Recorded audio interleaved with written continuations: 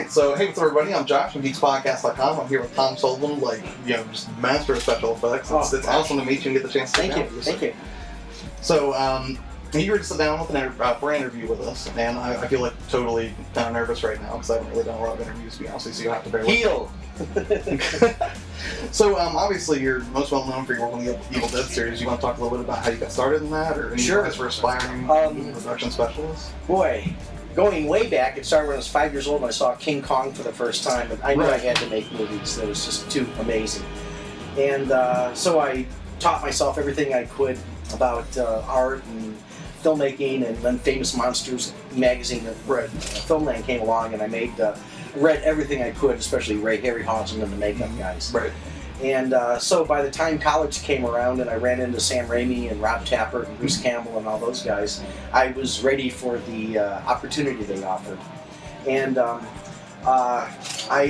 Sam needed, I actually taught myself to be the Uber director, that I could do all the production art, costumes, write the scripts, tried to learn everything. Even done some acting, lots of theater, and now recently some parts in low-budget films and things. So do you feel like it's good to have like a really well-rounded grasp of just all the elements of film production aside from, except for the business end, I missed that part of it. And so when Sam showed up, he just needed the special effects guy, which was one of my loves anyway. Right. And so I was ready to go. I'd had a Halloween mask company like the year before I met them, so I already had some experience in sculpting and mop molding and latex and things like that. Right. And I had 5 issues of a magazine by Don Dohler called Cinemagic. And it was back in the Super 8mm home movie camera days. Right. This was how to make Super 8 special effects on the same caliber as your effects heroes. Right. Excuse me. And so I had about 5 issues of that. It was a brand new magazine when Evil Dead happened. And that's what pretty much got me through all the special effects. Right. Well, was there ever, all the work that you've done, was there ever anything that was particularly difficult or something you struggled with, or any advice you could offer people that, are just trying to get into that line of work? Well, if you're trying to get into the line of work, I would, the more skills you have, the more things you can do, the more valuable you are. Okay. And so sculpting, painting, drawing, all great skills. Mold making, knowing how to do that. Even some mechanical electronics skills, some background on that. Because even though much of filmmaking is still, it has gone to digital, they still need people to create those things. Even though sculpting these days is still done inside a computer, you need that that sense of a three-dimensional thing. And even when they go towards digital animators, they really prefer stop-motion animators to start with, because they're used to working with something in 3 dimensions. Well, yeah, I guess that would make sense. And because you're rotating the thing all the time. Right. And but everything is changing, even how they do that with Jim Cameron and his latest developments and all that. Well, as the process for movie production, especially in special effects, has continued to advance, then we could talk for a minute about some modern developments. I don't think it would be a stretch to say you're probably a horror fan, or I don't imagine you'd be here for Walking Dead part. I am horror fans, but I got to tell you, they scare the crap out of me.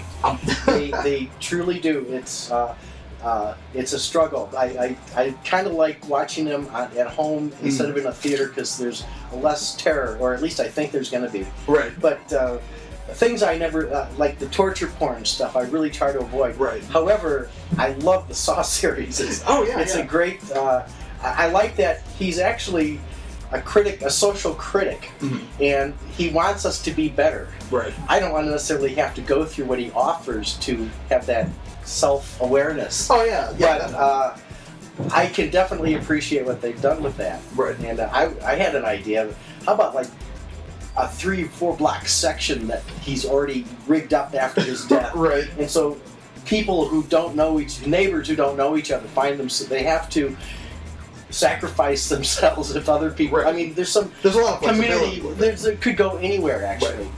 Right. And anyway, but that kind of stuff. So torture porn, you kind of dig it. Are there any other No, I don't dig it. That's a little too much for me. Are there any other modern developments in horror then that you are a little bit more of a fan of? Boy, having done these horror conventions for about 10, 11 years now, and the subject comes up almost everybody. You know, we're talking about movies. Oh, not the terribly unoriginal. And well, no, but because this is a hot topic. Fans are unanimous that they prefer old school effects, and it's not even close. They're harder on digital than I am, because I think there's a good full handful of guys who studios or effects houses, ILM and Weta, Digital Domain, and a bunch of others who do get the time, money, and certainly have the talent to do these things. When I saw Jackson's King Kong, I still love the first one better, but I think I'm sure I see a real thinking animal actually there, and plus what they did with the miniature sets and all that. Oh, well, I was just going to say, I do remember, I watched a documentary recently, I think I watched it on Netflix, it was like a monster makeup documentary, and I remember, I think it was Robert Rodriguez, and I can't remember if it was Tarantino as well, but they were kind of talking about that one scene with the, I can't remember what it was called, was it Death Proof? The one that Tarantino did whenever they did their joint project together. Sure. And he was talking about how whenever you had like that one pivotal shot in the movie where there's like that impact and like the chick's leg goes flying out the window, and you talk about how they could have done something digital, but you really wanted to go for like that more raw feel of like the old school makeup methods. And in grindhouse film, that's pretty much the way you should do it. Right. But if I see a zombie and he's holding up, you can see holes through his hand or chunks of his head are gone, and now whenever you see a special effect, your brain's always working. Okay, is it stop motion? Is it live action? Or when you go through those, no, obviously it's a digital thing. And so, and then you're looking for the flaws. The little fuzzy edges or some weird flatness or something. And even that stuff's disappearing these days because they know how to do it correctly. And so there's that great stuff. And then there's the things that kind of show up on the Sci-Fi Channel all too often, where it's just. Not so great. Just don't have the money kind of thing. But it's all exciting. I mean, I making like a Harryhausen film, people look at those and you can tell something's wrong about them. That it's not. That there's a technique there, even though you may not realize it's dynamation, your rear screen with a stop motion puppet.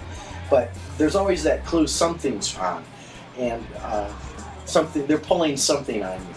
And I think that's what people react to, is I'm being fooled here. And but holy cow, the spectacle we get to see these days. Oh yeah. It's amazing. 2012, I love it. My mom had it. She called it comedy. And I kind of agree with that, because that family should die like every 5 seconds. But it's a riot to watch. Those sequences are astounding. And of course they're digital effects. I don't think they filmed any of that stuff anywhere where you think they shot it. It's all digital buildings. I don't know how much they had to scan and devise into that, but I'm all for spectacle in films. I love that. Well, since we are here kind of at the Walking Dead party here at Ten Alley in Hilliard, Ohio, is there, I assume you've watched the whole first series? Yes, loved it. Now, one of the things that I thought was really interesting, I had actually not read the graphic novel. I really wish I had read it prior to watching the show, but now I'm in that weird place where I don't want to continue to read because I don't want to spoil anything that might come out of the series, which I've enjoyed immensely.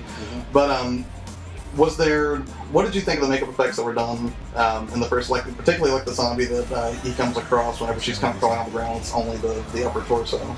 I think it all looks great. Now they're using some digital assist in this stuff, but there's also, folks with missing limbs and other things that are being called into this, which I think is phenomenal. So do you think it's like kind of a fairly harmonious blend between like kind of the new digital stuff and then like some of the more old school techniques? Yeah, and also the fact that they're the storytelling that goes into it, that they're building tension, and I think The Walking Dead refers to the living too, because I haven't read the books, but from what I hear, the major characters are dropping like flies. Yeah, I'm horrified. Oh, you're gonna spoil everything for us. But so it's in a world like that, your shelf life as a human isn't terribly long, and the show has those moments where suddenly just hell breaks loose, and it's there's no calling who's going to live or die.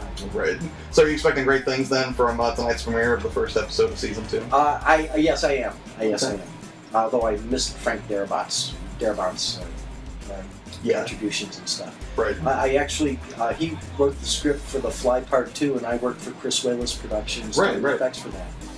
And so that was cool. I never got to meet him, but I like that connection. He's a very awesome writer. That's awesome. All right, well, I don't think I really have anything else to go on about, because I think it's going to start in about 10 minutes, so I think we should probably wrap up. But Tom, thank you so much for taking the time to talk to us at GeeksPodcast.com. So thanks for watching, everyone. See ya.